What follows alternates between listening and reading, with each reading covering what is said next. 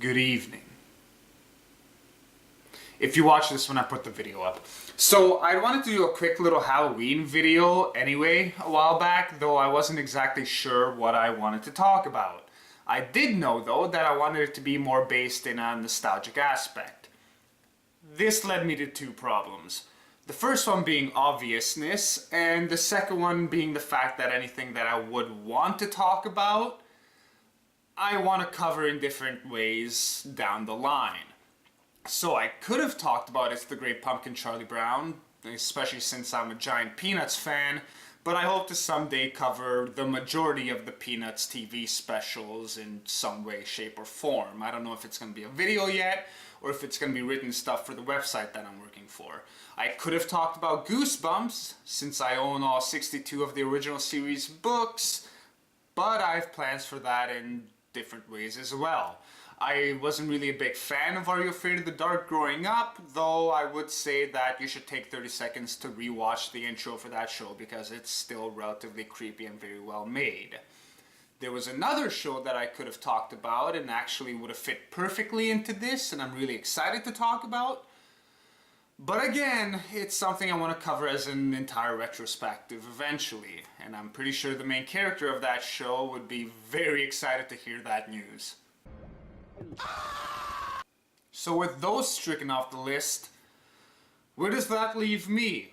Well, in a very specific corner actually. It's something that I was surprised that I'd forgotten about until a couple days ago, especially since it's a show that fits perfectly into this and also happens to be a show that doesn't really lend itself to a full massive retrospective.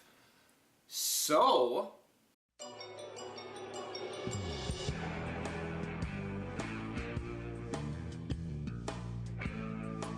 Oh, Freaky Stories. An anthology show, Freaky Stories took place in a diner where Larry the Cockroach and Maurice the Maggot hosted us to 3 animated shorts an episode, all of which were, of course... This is a true story. It happened to a friend of mine.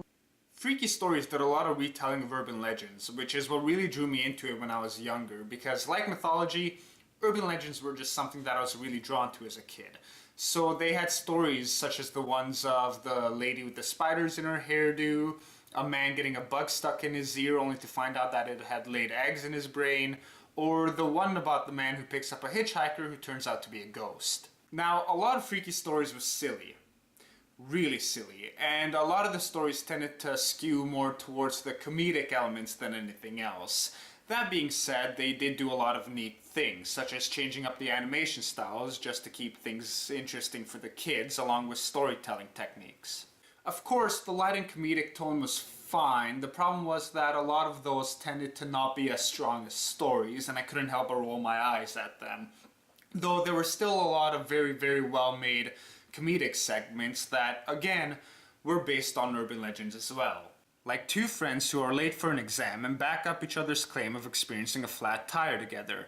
They are given a makeup test in separate rooms where... Question worth 95% of the year's final mark was not nearly so easy. Oh, no. It was just 4 simple words, and it had the boys completely flummoxed. And the question read, which tire was flat? That being said, there were a lot of instances outside of comedy where Freaky Stories was honestly incredibly effective in the way they told things.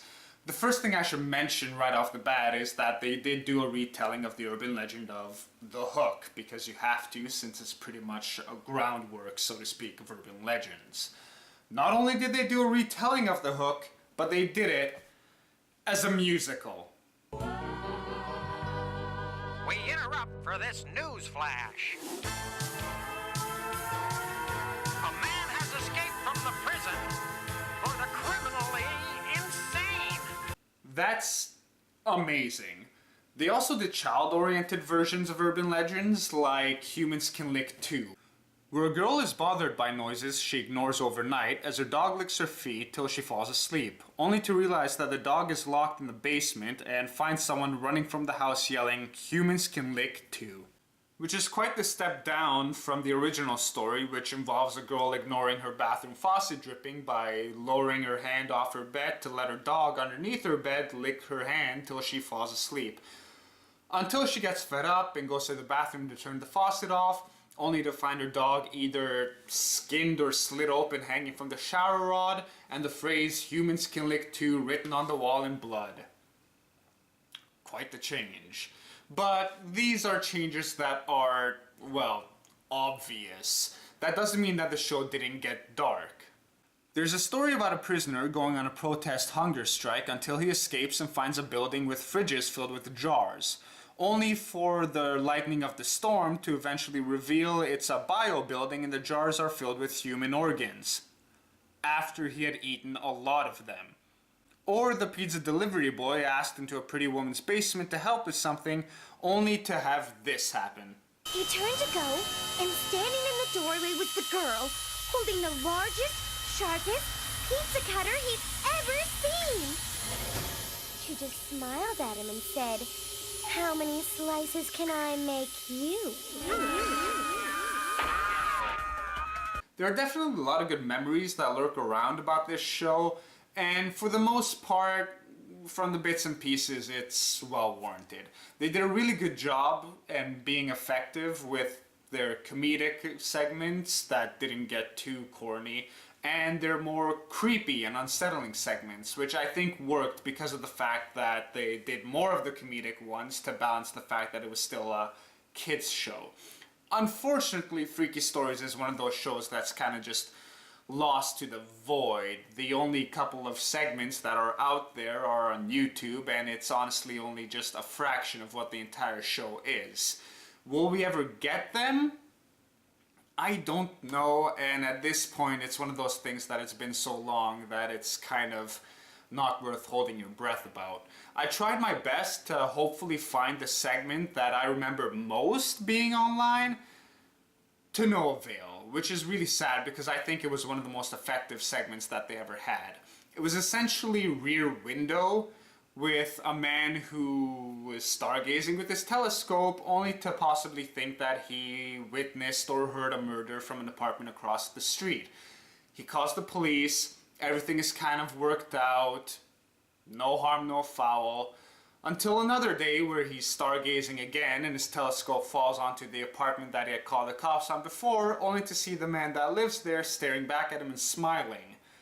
Now, I don't remember for sure, and this is from memory, but I think it ends with the man winking and closing his blinds at him, or just smiling and then closing his blinds, and the guy decides to put his telescope away and never deal with it again.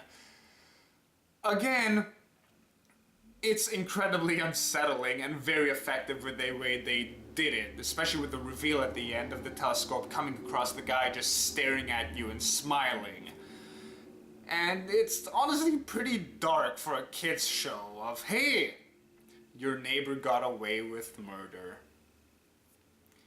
And like Freaky Stories, there are unfortunately a lot of other shows, specifically Canadian, that fall into that void of never having a major release and being kind of hard to come across.